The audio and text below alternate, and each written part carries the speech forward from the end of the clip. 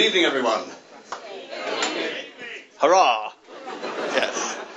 Apologies, first of all, to anyone who might have got excited there and was actually expecting the other Will Smith, the rapper turned Hollywood film star. I'm afraid there's been a bit of a mix-up in the bookings. Tonight I'm here, and he's giving a talk to Eton College Chess Club. So, yeah. That's right, everybody wins. And it can't be worse than when I turned up to present the MTV Awards. It's quite a long night. I tried to win them round speaking the language of the streets. You know, yo, what's up, homos? I think I got that wrong. Offence was taken. So it's nice to be here. It's nice to look out and see smiling, happy faces. Because, as I'm sure you can imagine, I got on stage some nights, and before I even said a word, you can just see people looking at me, thinking, you middle-class prick. You know? I know, it's ridiculous, isn't it? You could tell that I'm not middle-class, I'm gentry. Thank you, yes. Although what I find really confusing is, whenever I meet people from abroad, they always think I'm really, really English, because I really fit the stereotype of how they imagine all English people are. Whereas in my own country, it turns out, I'm a wanker.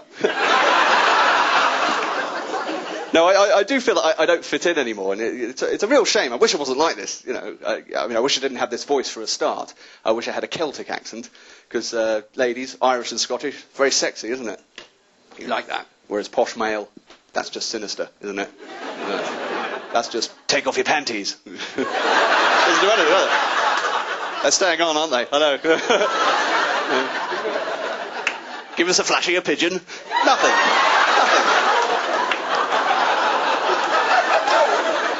I mean, don't get me wrong, ladies. The overall package with me is actually quite good, I think. I'm kind and considerate, and I am financially solvent. But if you are looking for a good hard shag, I'm not your man.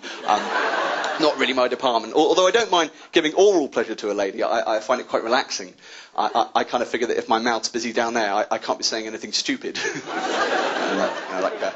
Sorry. Have you seen Return of the King? I mean, I tell you, it's absolutely useless having a voice like this if you're ever trying to get a car repaired really cheaply. No. I walk in and straight away they just see a big sign above my head saying, holiday. I'll try and dress down by maybe wearing some of those trousers with pockets on the knees. You know, things with zips and hoods. But it makes no difference. As soon as I open my mouth, they just see a buckled shoe, silk stockings and a big hat with a feather in it. I may as well just go in and go, fix my car for the shiny sixpence, you rough-hewn man of granite. And sit and tell me tales of street fighting, of drunken sex in alleyways in the rain. Oh, please, let me live through you, my brutish pagan warrior.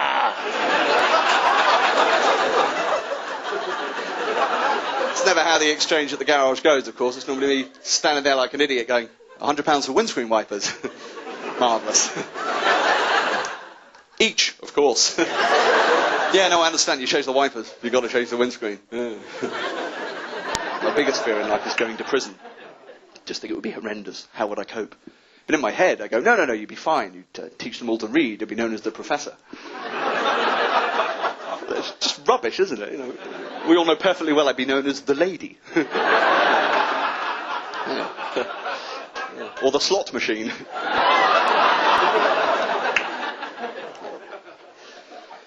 But I want to learn to be more assertive, just generally, because it's more attractive to ladies, isn't it? I mean, ladies, you don't like a man if he's a walkover, do you? You like a challenge, and I'm too nice and polite. I mean, I ask ladies out, and I get exactly the same reaction. I always get this kind of, oh, well, I'm really flattered. I'd really like you, but I love you like a brother. That's why I always go, never stop my family.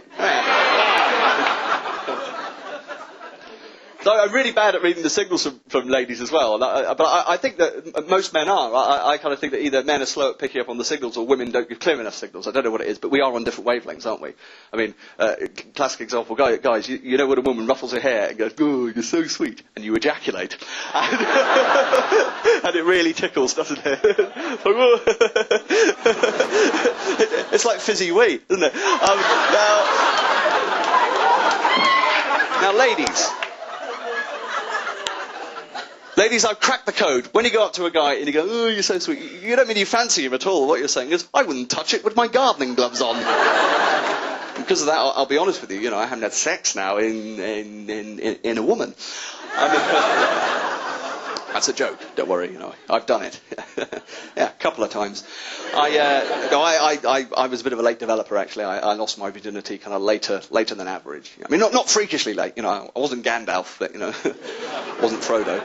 And it was actually quite awkward my first time because I didn't want her to know that it was my first time, obviously, because the next question would be, why? What have you been doing? I couldn't really go, I've written a sequel to the film Tron. Those Tintin books weren't going to translate themselves into Elvish. Oh, trust me, a lot of women have tried to tame me, but you can't rope the wind. Well, what I said wasn't much better than that because I was just panicking wildly, just thinking, say something, anything, just give her the impression you know what you're doing. And I ended up going, well, it's been a while actually, but it's just like riding a bike. Oh, sorry. I didn't mean that you were a bike, And nor did I learn with my father holding my shoulders. Clarify that image. Thrust, thrust, thrust. Sprint for the finish, dismount. Wash her down. That's not